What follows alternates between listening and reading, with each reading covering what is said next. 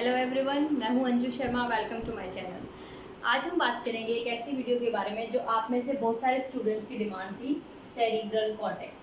Okay, देखिए cerebral cortex या neuro anatomy में कुछ भी जब आप पढ़ने जा रहे हैं तो मैं एक बात कहना चाहूँगी उसके बारे में जानने की बजाय, क्योंकि आपको हर टीचर उसके बारे में फंक्शन बताएगा, ठीक है, लेकिन आप जब पूरी CNS को पढ़ लोगे, पूरा न्यूरो एनाटॉमी पढ़ लोगे, तो समझने की कोशिश करना कि कोई भी एक ऑर्गन जो है, फॉर एग्जाम्पल मोटर कोर्टेक्स है तो वो मोटर फंक्शन को प्ले करता है फॉर श्योर, ठीक है, टीचर आपको गलत नहीं पढ़ा रहे, बट आपको सोचना होगा कि और सारे कॉर्टेक्सेस जो हैं, सेंसरी कॉर्टेक्स है फॉर एग्जाम्पल, तो आप जब कभी भीड़ में चल रहे हो, ठीक है, जब तक आपको सेंसरी कॉर्टेक्स उससे रिलेटेड सारी इन्फॉर्मेशन नहीं देगा तो आपका मोटर कॉर्टेक्स काम नहीं कर पाएगा। इसीलिए अगर सेंसरी कॉर्टेक्स में भी इंजरी होती है तो आप मोटर कमांड जो है वो अच्छे से फॉलो नहीं कर पाएंगे, कोई भी मूवमेंट अच्छे से रिएक्ट नहीं कर पाएंगे। तो इसीलिए आप एक इंटीग्रेटेड पिक्चर माइंड में बनाने की कोशिश करो जब भी आप न्यूरो एनाटॉमी पढ़ते हो, न्यूरोफिजियोलॉजी पढ़ते हो, ठीक है, कि एक का फंक्शन हम एक टाइम पे पढ़ते हैं, बट अराउंड फॉर एग्जांपल कोई मूवमेंट हम करने जा रहे हैं तो कोई एक कॉर्टेक्स उसमें रोल प्ले नहीं करता, बल्कि सारे कॉर्टेक्सेस बेसिकली रोल प्ले करते हैं, इंटीग्रेटेड होते हैं एक दूसरे के साथ।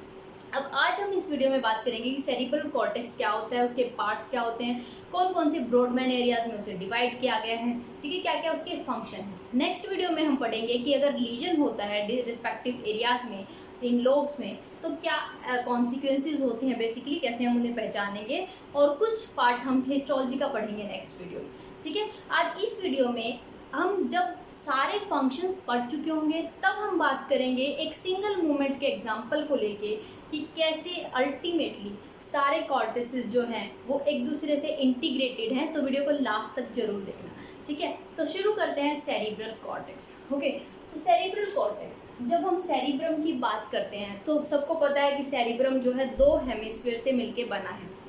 तो दो हेमिस्फीयर जो जॉइंट हैं कॉर्पस कैलोसम से। ओके, तो सेरिब्रल हेमिस्फीयर की अगर बात करें तो एक हेमिस्फीयर में हम पढ़ेंगे कि किस तरीके से लोब्स बेसिकली डिवाइडेड हैं। तो लोब्स डिवाइड करने के लिए हम डिफरेंट लोब्स की बात करते हैं। वो लोब्स डिवाइड कैसे हुए हैं, वो दो चीज़ों से डिवाइड हुए हैं, एक गायराई एक सल्काई, है ना, ये आपने सुना ही होगा। तो अल्टीमेटली ये कुछ नहीं होता, हमें पता है ब्रेन जो है एक अखरोट जैसा होता है कि फोल्डिंग्स होती हैं बहुत सारी। तो फोल्डिंग्स में जो ऊपर वाली एलिवेशन पार्ट है उसे हम गायराई बोलते हैं, और एलिवेशन की वजह से नीचे जो डिप्रेशन बन गया, कैनाल की तरह स्ट्रक्चर बन गया, उसे हम सल्काई कहते हैं। सल्काई मतलब बहुत सारे सल्कस, राइट। तो इसीलिए हम पढ़ेंगे कि बेसिकली ये जो सल्कस हैं, जो मेजर सल्कस हैं, वो अल्टीमेटली हमारे सेरिब्रम को लोब्स में डिवाइड करने वाली चीज़ है, ठीक है। तो हम सेरिब्रम को जब हम पढ़ते हैं तो ऊपर के कुछ 4 mm स्ट्रक्चर को हम बोलते हैं सेरिब्रल कॉर्टेक्स, सेरिब्रल कॉर्टेक्स, ठीक है। तो सेरिब्रल कॉर्टेक्स आज हम पढ़ने जा रहे हैं कि आखिर कैसे डिवाइड हुआ वो with the help of gyri and sulci, right. Okay, तो दूसरी चीज़ है सेरिब्रल कॉर्टेक्स के नीचे जो है ये सारा वाइट मैटर भरा पड़ा है। वाइट मैटर मतलब सिर्फ एक्सॉन्स भरे पड़े हैं, राइट। अब इस वाइट मैटर में कुछ जो कलेक्शन है, कहीं कहीं ग्रे मैटर भी है, ओके, उनको बोलते हैं न्यूक्लियाई।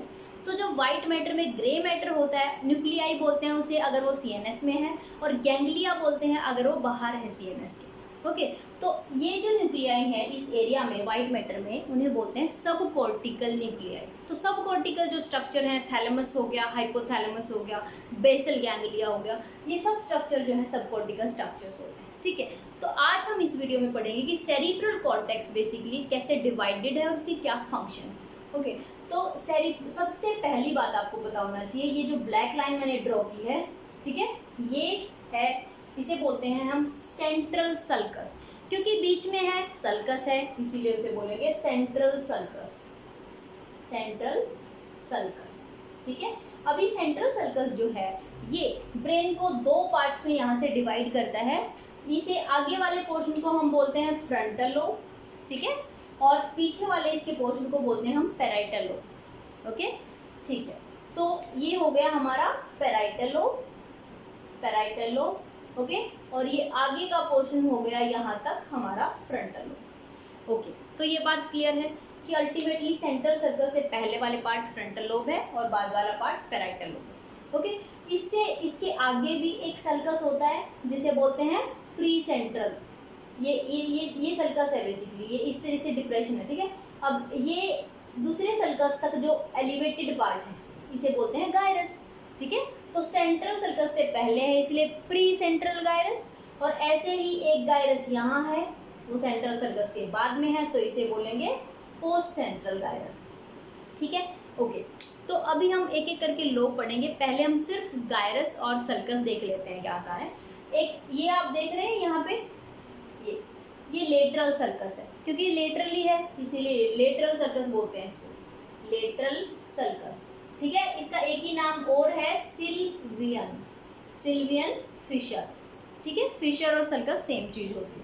अब ये जो है ये ब्लैक लाइन से एक और सर्कस है जो कि इस पीछे वाले पार्ट का दो पार्ट में डिवाइड करता है। ये है पैराइटल लोब और ये है ऑक्सीपिटल लोब, ठीक है। तो इस सर्कस को हम क्या बोलेंगे, पैराइटो ऑक्सीपिटल सर्कस। पैराइटल और ऑक्सीपिटल के बीच में है तो पैराइटो ऑक्सीपिटल सर्कस, ठीक है, क्योंकि एक ही सर्कस है। ओके, तो समझ आया अल्टीमेटली 4 लोब डिवाइड कैसे हुए। ये 3 जो सर्कस हैं इन्होंने बेसिकली एक हेमिस्फीयर को 4 लोब्स में डिवाइड कर दिया। लोब्स का क्या क्या नाम है, frontal lobe, parietal lobe, occipital lobe and this one is temporal lobe, जो साइड में है वो है टेम्पोरल लोब, ठीक है। यहाँ तक हमें पता चला है कि नाम क्या क्या है। ओके, अब एक एक करके हम जानेंगे कि कौन कौन से ब्रॉडमैन एरियाज हैं और क्या क्या फंक्शन है रिस्पेक्टिव लोब का, ठीक है। तो ओके, शुरू करते हैं सबसे पहले फ्रंटल लोब के बारे में। और फ्रंटल लोब बेसिकली क्या है, सेंट्रल सर्कस के आगे के एरियाज को हम फ्रंटल लोब बोलते हैं, वी नो दैट, राइट। अब हम पढ़ते हैं कि फ्रंटल लोब के पार्ट क्या क्या हैं। तो फ्रंटल लोब में आपको सबसे पहले सेंट्रल सर्कस के जस्ट एंटीरियर में, लेट मी ड्रॉ इट, ये जो एरिया है ये जो एरिया है, ठीक है, सेंट्रल सर्कस के जस्ट एंटीरियर पूरा जो फैला हुआ एरिया है ये होता है ब्रॉडमैन एरिया 4, ब्रॉडमैन एरिया 4, ठीक है। इसको हम बोलते हैं, इस एरिया का नाम है प्राइमरी मोटर एरिया और motor cortex. Primary motor cortex सबसे इंपॉर्टेंट चीज है ये जब हम बात करते हैं हमारी मोटर सप्लाई की, ठीक है। हमारे जितने भी पिरामिडल ट्रैक्ट्स हैं, मोटर डिसेंडिंग ट्रैक्ट्स हैं, जो वो सारे के सारे हमारे स्टार्ट होते हैं यहाँ से, 4th एरिया से, ठीक है। तो ये क्या काम करता है, इसका मतलब अगर हम फंक्शन की बात करें तो ये काम करता है हमारा regarding execution of all the movements, ठीक है। तो ये हो गया हमारा मेन एरिया। अब इस एरिया की अगर हम बात करें तो ये इस एरिया की जो रिप्रेजेंटेशन है हमारी बॉडी की रिप्रेजेंटेशन होती है। कैसे पता चला, बेसिकली इस एरिया में कहीं कहीं हमने इलेक्ट्रिकल स्टिमुलेशन दे के देखे। अब जहाँ स्टिमुलेशन दिए हमने देखा कि बॉडी का कोई पार्ट कॉन्ट्रैक्ट कर रहा है, इसका मतलब वो जो एरिया है वो उस पार्ट को कंट्रोल कर रहा है मोटर मूवमेंट के लिए, ठीक है। इस तरीके से हमें पता चला।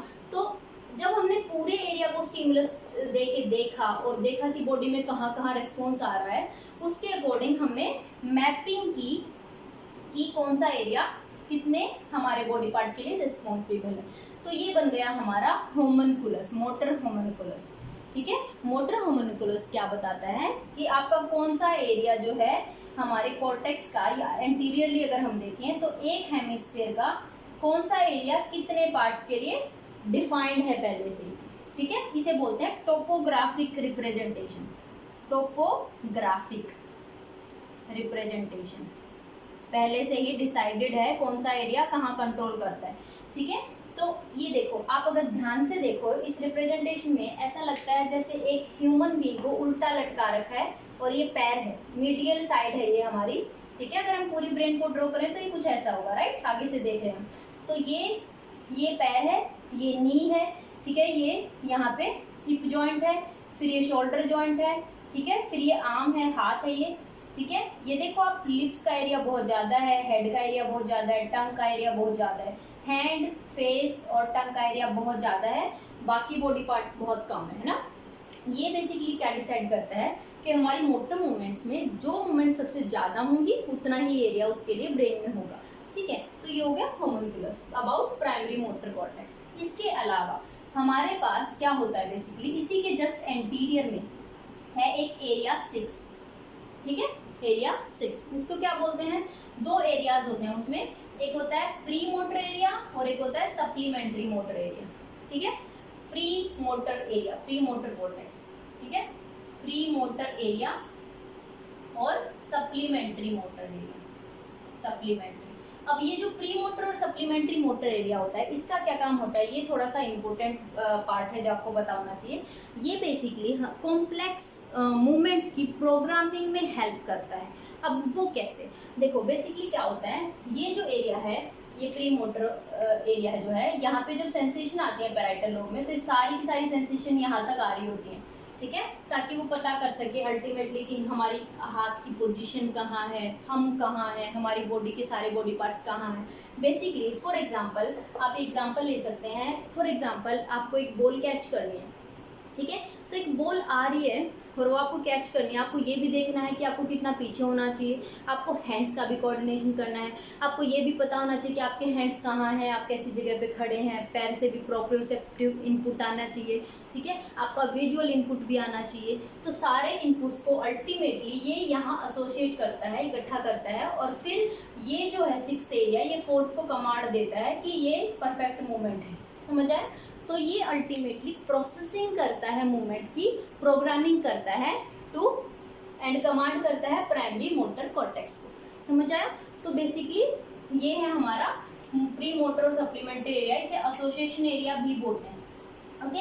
ओके, तो 6th एरिया में ही दोनों हैं, supplementary area also and pre motor area also. Okay, अगर हम ऊपर की तरफ देखें, सुपीरियर साइड की और मीडियल साइड की तरफ फैला हुआ है ये जो एरिया है, ये बेसिकली हमारा होता है सप्लीमेंट्री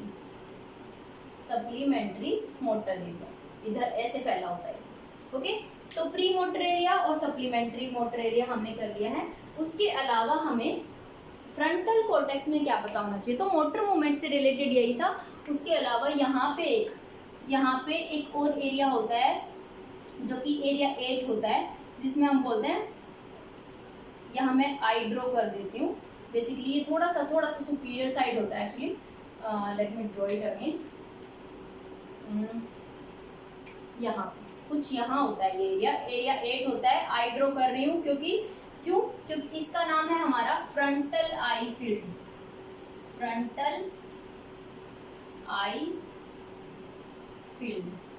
ठीक है, फ्रंटल आई फील्ड होता है ये एरिया। और फ्रंटल आई फील्ड जो है ये किस काम के लिए होता है, बेसिकली सेम एग्जांपल लेते हैं, बॉल मूव कर रही है, तो बॉल बहुत मूव कर रही है, मूविंग ऑब्जेक्ट लगा लो, ठीक है, कुछ ऑसिलेट कर रहा है आपके आगे, तो आपकी आईज की जो सेकेंडिक मूवमेंट्स होती हैं, इधर से उधर कंजुगेट आई मूवमेंट जो होती हैं, वो उसके लिए रिस्पॉन्सिबल होता है फ्रंटल आई फील्ड। ओके, समझ आया। तो अल्टीमेटली हमने फ्रंटल कॉर्टेक्स में किया है प्राइमरी मोटर एरिया, एरिया 4, ठीक है, 6th area pre motor area और 8th एरिया फ्रंटल आई फील्ड, ठीक है, और सप्लीमेंट्री मोटर एरिया। इसके अलावा जो एरियाज बच गए हमारे फ्रंटल कॉर्टेक्स में बच गए, ये सारा जितना भी बच गया, एक यहाँ पे एरिया होता है एरिया 44, जिसे हम बोलते हैं ब्रोकाज एरिया। ब्रोकाज एरिया क्या होता है, ये होता है motor speech area, motor area related to speech, ठीक है। तो स्पीच से रिलेटेड जो हमारी मोटर ओरल कैविटी की जो मूवमेंट्स होती हैं, उससे रिलेटेड होता है ब्रोकाज एरिया। ये बेसिकली सिग्नल लेता है हमारा और स्पीच एरिया से, और अल्टीमेटली मोटर कमांड फाइनल जो है वो जो बोलना होता है हमें, वो काम कर रहा होता है ब्रोकाज एरिया, ठीक है। तो फ्रंटल कॉर्टेक्स में जो भी एरिया बच गया, ओके, उसे हम बोलते हैं प्री फ्रंटल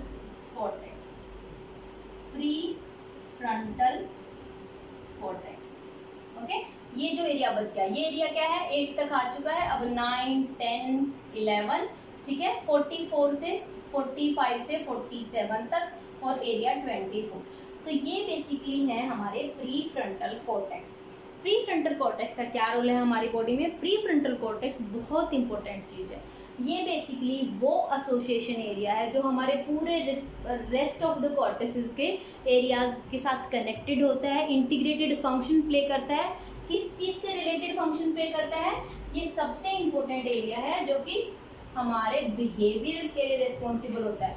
हमारे डिसीजंस जितने भी हम लेते हैं, हम अटेंटिव कितने हैं, अटेंशन जो है हमारी, ठीक है, हमारा जो इंटेलिजेंस है, हमारी डिसीजन मेकिंग, और अल्टीमेटली बिहेवियर, हम कैसे बिहेवियर बेसिकली, फॉर एग्जांपल आप स्टेज पे हैं, आपको डर लग रहा है, ठीक है, लेकिन आपको वो डर छिपाना है, तो इमोशन को अगर एक्सप्रेस करना है तो वो जो सारी जो कमांड है वो प्री फ्रंटल कॉर्टेक्स ही देता है, आपको कहाँ किस सिचुएशन में कैसे रिएक्ट करना है, ठीक है। और मेमोरी, अल्टीमेटली जो मेमोरी एरियाज हैं उससे कनेक्टेड होता है ये, ताकि अकॉर्डिंगली रिएक्ट कर सके। तो डिसीजन मेकिंग हो गया, सोशल रिलेशंस हो गए, सब कुछ जो है हमारा प्री फ्रंटल एरिया जो है रोल प्ले कर रहा होता है। This is really important thing, ठीक है।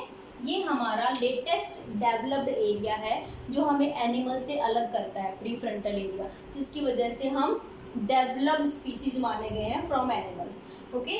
तो ये था हमारा फ्रंटल कॉर्टेक्स। फ्रंटल कॉर्टेक्स में हमने पढ़ा है प्राइमरी मोटर कॉर्टेक्स, जो कि सारे पिरामिडल ट्रैक्स के लिए रिस्पॉन्सिबल है, हर मूवमेंट के लिए रिस्पॉन्सिबल है, ठीक है, पोस्चर मेंटेनेंस के लिए रिस्पॉन्सिबल है।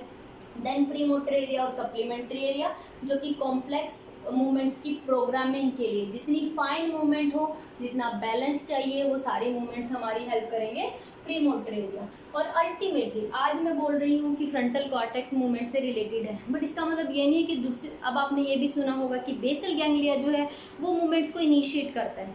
Yes, because pre frontal cortex जो है नीचे जो बेसल गैंग्लिया उससे कोऑर्डिनेट करते हैं अल्टीमेटली, और फिर वापस कमांड प्राइमरी मोटर कॉर्टेक्स में जाती है। तो सारे एरियाज इंटीग्रेटेड हैं, ये आपको ध्यान रखना होगा, अकेला एरिया कुछ नहीं कर सकता, ठीक है। तो ये हमने पढ़ लिया कंप्लीटली फ्रंटल कॉर्टेक्स, ओके। तो इस सेरिब्रल कॉर्टेक्स में बेसिकली फ्रंटल कॉर्टेक्स हमने पढ़ लिया है। हम नेक्स्ट वीडियो में पढ़ेंगे नेक्स्ट पैराइटल कॉर्टेक्स और टेम्पोरल कॉर्टेक्स और ऑक्सीपिटल, ठीक है। आखिर आपको समझ आ गया होगा, अगर कोई कंफ्यूजन है तो you can comment below. Thanks for watching, stay tuned for next video.